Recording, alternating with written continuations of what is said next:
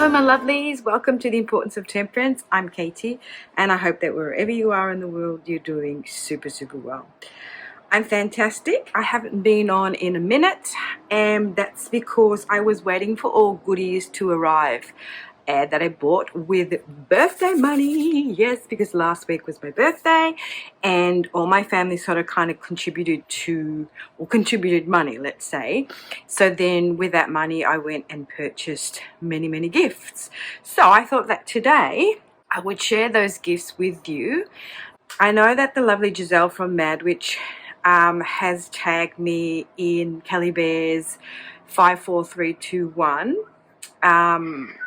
and I will do a VR response to that in the next week. I was looking on TarotTube last week to do some sort of VR, and I did watch Simon from the Hermit's Cave VR to Kelly Bear.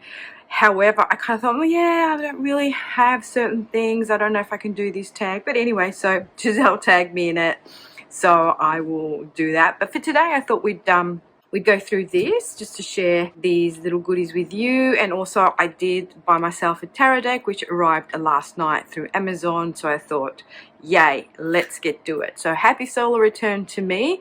Grab yourself all a cup of tea or beverage of your choice and let's get to it. Alrighty my lovelies, so first things first, I wanted to mention that I am a fountain pen aficionado and the beginning of September is Hobonichi Frenzy.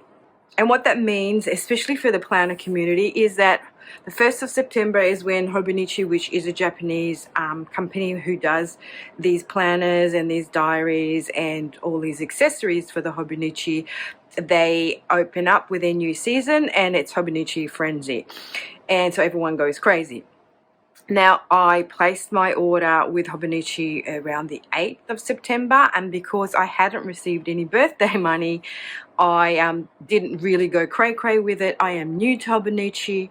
The reason I bought my Hobonichi last year was because I wanted something that was fountain pen friendly. I wanted a journal to be able to use my fountain pens, and I'm not a planner. I just like to journal. I like to memory keep.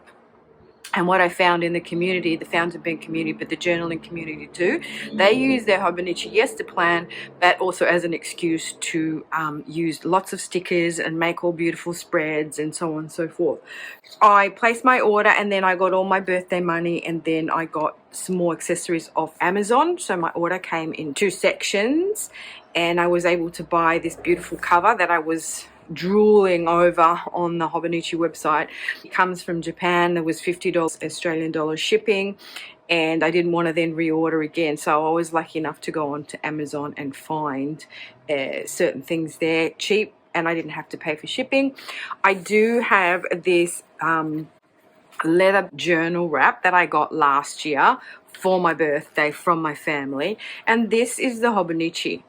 So what this is a planner because it has, you know, all sorts of things. It's got like a monthly, it's got a weekly spread, and then you've got your daily. And then it's got your year, it's got last year, next year, and then it's sort of got like a tracker kind of thing. So I kind of used it more than anything to, you know, journal in and track my memories or what would happening for that day. I try to sort of make it pretty, but some are prettier than others. And now what I've tried to do is make it a little bit more homogeneous, so to speak, so to keep the same colors and then maybe write instead of cursive a stamp so it looks neater. So I'm trying to sort of like make it prettier for the start of my next journal and just make it nicer to look at instead of all over the shop. But because I do want to use my inks, I have different colored inks, I do want to use it for that. Some people's Hobonichis look so pretty and so all, you know, really precise and stuff. So Hobonichi, it's got a kind of like a following to it. There's all sorts. So people spend thousands of dollars, I reckon, when they do their Hobonichi order. But I pared it back for next year because it starts in 2024. And let me just get that out. So the one that I got for next year is the Hobonichi Horn, which is a hardcover. It's called Slash. It comes in ivory and navy. It comes with this little pencil board, which is really super cool. And you can just use it to put it in, you know, and write on. The paper is really, really, really thin, but that's okay. It's a special paper called Tomoe River paper, and it's a special paper that it's fountain pen friendly. So what that means is it doesn't bleed through to the other side of the paper. And there are special pens that you need to use on this paper. So just to show you a fresh start, right? So that cover, then you open it up and you've got your year here, that's last year, and this is next year. So just that's an overview. Then you have your year, progressive yearly, I guess you call it. And I just use this to track important dates or to track, you know, birthdays, public holidays, paydays at a glance. And then you just embellish it or not. And then you start with the month. So this one starts with the month of December 2023, and then this is the planner for 2024, and then you can decorate it. So this is my monthlies. So, you know, obviously that's my decoration, but then that's what a monthly would look like plain. Now I use my monthly just predominantly to plan in. So, you know, things, events happening, birthdays, things that I have to do, working days, working hours, and so on and so forth. Then you come into the weeklies. What I do in my weeklies, which is like a vertical kind of spread, is that I write here, card of the week, and then I just record my card pulls and the messages that come through with my cards. And then you come into the daily. And what I really like about this is when you come into here, turning the page to a new year. So you've got this kind of like dashboard thing that you can write something about coming into the new year, January 2024. And then you start with January, blank page, and then you've got the month, which I journal in. And then towards the end, you've got, you know, bits and pieces. You've got like notes, timetables, things that you can, you know, record in here, 100. So this all used to be in Japanese, so a lot of English people that got the Hobonichi wouldn't know what it said, but now they've been making the English version for a couple of years now, and as you can see, it's color coordinated here, so you can open it up, and that's the month of June. You know, that's the month of October. A lot of people use little tabs. They stick all tabs on them. Yeah, so I went with this new version of, this is the Han, that's a hardcover, instead of going with the Hobonichi Cousin, which is just the style of it. What they do is they sell all different covers. You can get covers for them, and this is what I mean about the tabs. And this is how kind of my weeklies look. Let's take a look at a nice weekly. Yeah, so that's kind of my spread of the weekly. I just put card of the week that I pull, and then I just record my things for the day. So I've just tried to make it look prettier instead of all higgledy-piggledy, just to make an effort instead of scribbling in there. And then you can get these pencil boards with them. The pencil board just helps. You just pop them under there and you write on them. And once you're sort of, you know, you have a thicker part and a thinner part, it kind of helps when on the thicker part to pop this under. It gives you kind of a harder surface to write on. Now, because I went with the ivory because I wanted it to sort of go, you know, paired back with that cover, and I didn't need a cover to go on there because I've got my leather journal cover. Then I went with the botanical. So this is the pen support in the botanical, and then because I am a journaler more than a planner, what I did get is this notebook that has the Tomoe River paper in here. It's got graph paper. You know, if you need more room to journal, you can. Unfortunately, it came a little bit damaged, so I'm sort of trying to press that down or keep that down with this clip. Now, this is the beautiful botanical designs. The horn, the tetra did come also in this cover here, but I thought it's going to be in there anyway. What I did also, I got this book here. So a selection of botanical illustrations by Dr. Makino and his artists. So these are beautiful postcards of his artwork. Here he is here. And yeah, and see, that's the design. That's the postcard there of that. yeah, beautiful illustrations, as you can see. So I got these postcards so I can sort of use them to write to people or just to put in my journal. And yeah, gorgeous, gorgeous. Absolutely. Look at that beautiful illustration. So the one that I did put in here is this one. And a journal cover for the Hobonichi came with this print on it, which is absolutely gorgeous. But I didn't get that. I just sort of put it there just to, well, I've got that beauty of it. So that's that. And then, hello, look at this beautiful thing. Now this is a sort of like, you can put your journal in here if you want to. I have a cover for it, so it doesn't matter, but you can put it in here. You can fit all sorts of things in here. You've got A6 pouches, you've got stickers, you can put stickers, cards, pencils, pens in there. It's got a little pocket here. So at the moment, you know, you can store all your writing stuff in here, all your paraphernalia in here. And that's where I got it because I need to put all my stuff together. And then you zip it up. And it just sits on your desk like that, and I put my journal on top like that. Ta-da! Isn't that gorgeous? I was very blessed to get this on Amazon for a cheaper price than it was on the Hobonichi site, which permitted me to get this little Weeks, which is a planner. It's the same as the Hobonichi, the big one. It just doesn't have the dailies in there. It just has that, and then it has the monthly, and then it just has a weekly spread, and it has all notes in the back. Now this has like a cream paper, again thin paper, and then it has this beautiful kind of, it feels like a fabric that's kind of like imbued with a special kind of plastic that protects it. And then you've got the little pencil board to go with that. So I got these off Amazon. Isn't that so cute? I got this off Amazon for a little bit cheaper. I didn't have to pay shipping on it. And I don't know what I'm going to use this for, because as I said to you guys, I'm not a big planner. I don't really need to track my day-to-day because I'm not that busy. I don't like, and I have a great memory and I know what's going on. So this is sufficient for me. But I thought it was so pretty that I just had to have it. So I think I might use this to just to track my YouTube channels, write down my subs, write down, you know, ideas and stuff like that, just because I had to have it. It was so pretty. Yay! Now, the other day I was also looking on Amazon because I thought, oh, you know, I want some stickers, I want some washi tape to use in my new journal. I got like all these stickers for $14, all $15 Australian, and no shipping. So I've got stickers to my heart's content with that.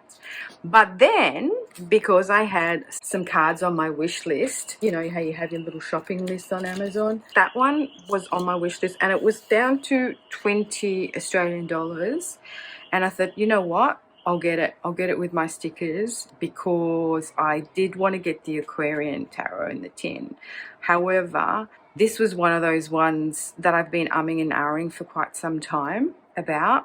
And so when I saw the price had dropped to $20, I thought, hooray! It's called the Crystal Tarot. It is the Scarabeo deck. The only thing obviously about this deck is, which is super annoying with these old Los Scarabeo decks that come in all the languages, is it has, you know, unfortunately all this sort of space around it with all these names. Now this one is, I think they base it more on a Tarot de Marseille, because it's got like the pips, and it comes with its little booklet, of course, and then it just comes with title card and this other thing flogging Tarosophy. So the name is in Italian here, and then it's got the different languages down the bottom. I just think it's so gorgeous. I really do. And I went through it last night when it arrived, and it's just really, really pretty. I love the colors. And I was kind of thinking, oh, you know, it reminds me of Klimt's artwork. And then when I went to have a look in the little booklet, lo and behold, what did it say? It said the Crystal Tarot is inspired by Gustav Klimt, who was a Viennese painter who was one of the greatest leaders of the artistic cultural movement known as Liberty or Art Nouveau. And it's called, I guess, tarot crystal because it sort of brings into focus the really sort of colors that you see through it sort of reminds you of the stained glass windows, and the colors are very sort of garish and vivid. And what else does it say here? I mean, this is just, you know, tiny weeny booklet. It's got the blurb about, well, at least it gives you a bit of a blurb about the cards instead of just giving you the history of the tarot. And then it gives you a little page of the meanings of the majors and the minors. And then it does show us here, yeah, divining with the crystal tarot. So it gives you a bit of spreads as well. But what I really wanted to read for you is the top here, which says, Crystal Tarot, the suggestion of the image. The softness of the drawing is immediately obvious in the archetypal figures painted by Elisabetta Trevisan. Approaching and accepting the symbolism of this deck is truly impossible without recognizing the influence of the Liberty style. Before providing allegorical elements, the drawings of the Crystal Tarot offer an atmosphere, a sequence of sensations which are communicated to the reader through observation of each card. The arcana seems to travel in a cocoon-like peaceful universe without loud noises or sudden movements, where each figure is permeated by extreme gentleness, comprehension, and consuming melancholy. I can never say that word. The image is like poetry in this deck. To use and interpret it, we must trust our inner poetry. Isn't that beautiful? That's what I found when I sort of did a quick walkthrough yesterday. I said, oh, I'm so glad I got this because I think it's beautiful. All right, let me bring the camera down. Alrighty, so I've brought the camera down a bit so we can go do a quick flip through. That's the tuck box. These are the backs. And let's get to it.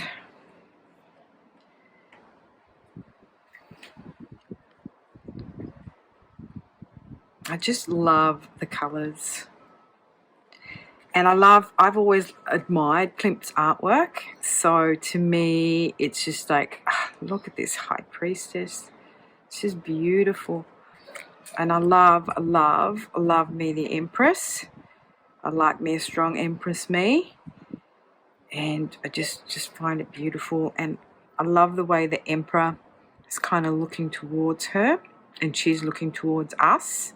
Because together they rule and protect the world. The Pope, the Lovers, the Chariot.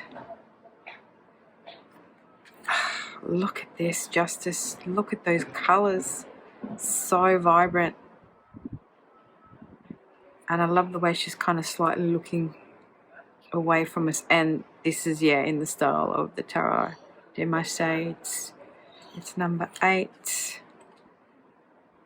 The Hermit. The Wheel of Fortune. I love this Wheel of Fortune. The colors are amazing in it. Look at this strength.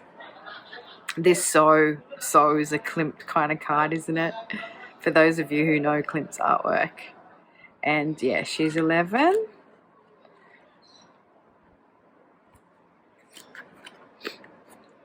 Death. Temperance. Death. Look at this Death card. I love it.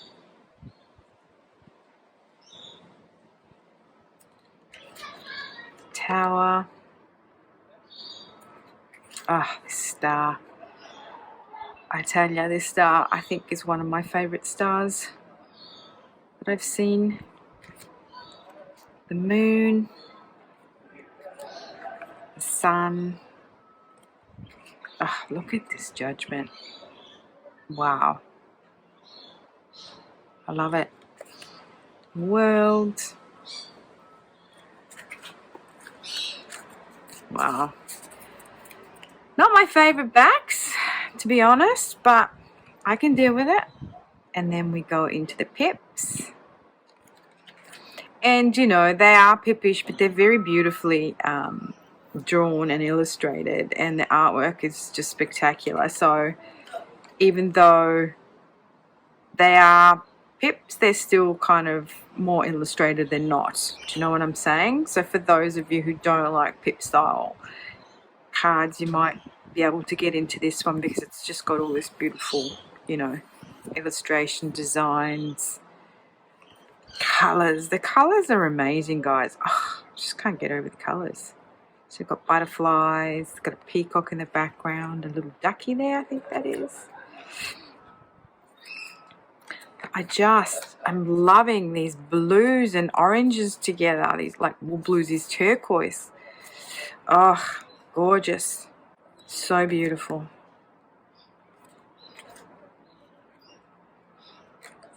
Look at it. Knave of chalices. Look at his face, or her face. Maybe her?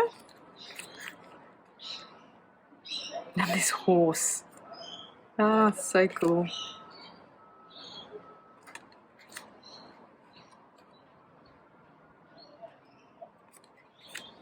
The ace. Oh, really like the pentacles. Just love to see that's one side of the coin, that's the other side of the coin. And then you've got two that are underground and one above ground, like showing growth. And it's got astrological signs in here, so it's got, you know, the ones that are the Virgo, Taurus, and Capricorn, which are earth signs. I love it. The 4, the 5, which I love because it's like showing us that breakthrough. The 5-pointed star in there, which I love because this one shows you that everything's intertwined. The 4 elements are intertwined, and then you break 3 out of the element, you know, of the matter, and you break free into joining with spirit kind of thing. And then the 6, how the 6 is kind of like the mirror,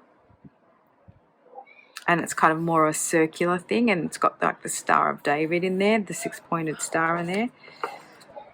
Again, we have the underground, so the growth, you know, like it's there, and then it breaks through with the growth out of the earth. Oh, it's so clever. And again with the 9, 10 of Pentacles, our Knave of Pentacles. And it's also sort of got this kind of medieval feel to it as well, with these illustrations of the court cards. Look at this beautiful Queen of Pentacles. I love her dress. Not my favorite King of Pentacles, I must admit. For some reason I seem to have problems with King of Pentacles in most decks. They just don't do it for me. Oh, look at this beautiful Ace of Wands. Look at those. I'm loving these turquoises with these oranges. So as you can see, the illustrations there, it's just not a pip deck. There's a lot more in there. There's even like a little dog there.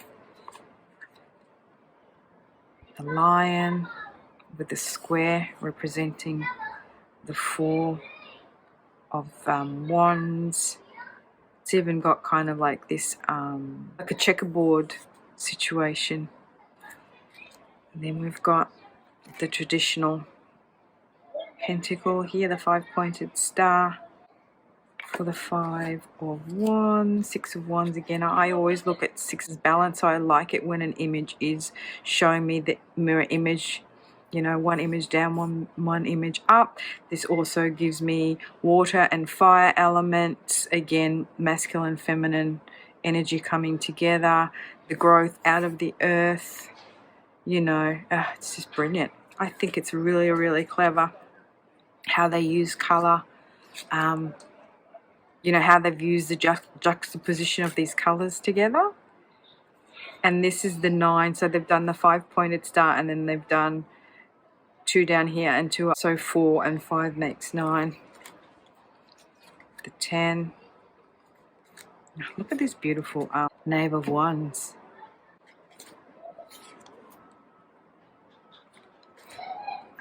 Queen. Look at the expression of the Queen.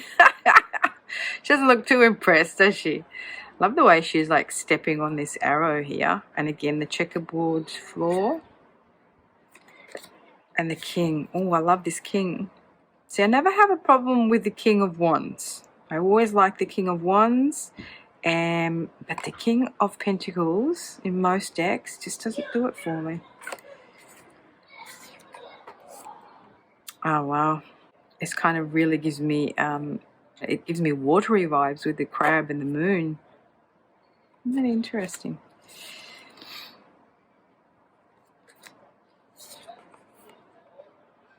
Fish floating on its back there. And there's a water lilies, I guess, water lily pads. It's a very traditional four of swords. It sort of reminds me of the Thoth deck as well. Rama. Oh, and in here you've got Elizabeth Trevisan's little signature on the artwork there. And you've got a little crab coming out of the water, like a little crayfish.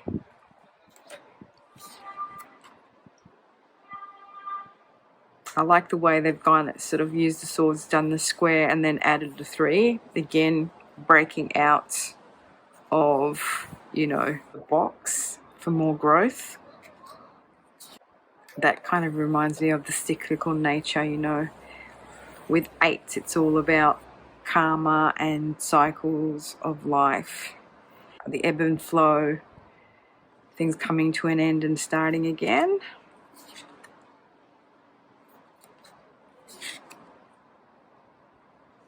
Again, you know, with the 10, that kind of cyclical theme, because the 10 is also about endings, isn't it? Oh, wow. I like me this Knave of Swords. He's a bit powerful, isn't he? And all these beautiful colours. The expression. They both have the same expression, the horse and the knight. Ah, look at this Queen. Ooh, I like this Queen. Again, very watery, very High Priestess feels, hey? I guess, you know, it does represent Libra, so wow, love it. And our King of Swords, he looks a bit like, yeah, whatevs. Again, it's got the fish down here and the moon. Very interesting how they're using water elements to depict, you know, to depict the air. So there you have it. My beautiful new Crystal Tarot by Elisabetta Trevisan. And I'm really, really loving it. I think it's gorgeous, so I'm really glad that I did get it. So hopefully the next deck is going to be the Aquarian Tarot, because I really dig the artwork. I really like that 70s vibe. I mean, even though this is not a 70s vibe, it's more kind of based on, you know, Klimt's artwork and that kind of vibrancy of those colors working together. All right, my lovelies, well, I hope you enjoyed this video, just me sharing my little treasures that I received for my birthday. Hopefully I can get to doing that Kelly Bear tag, the 54321, and yeah. So I would all encourage you to like, subscribe, leave me comments down below. And what are your thoughts on this deck? Do you have this deck? And yeah, love to interact, love to hear your thoughts on it. And until my next one, I hope you all have a great week ahead, because today, as I'm filming, it's Monday here in Australia, and I will see you all in my next one. Ciao, lovely.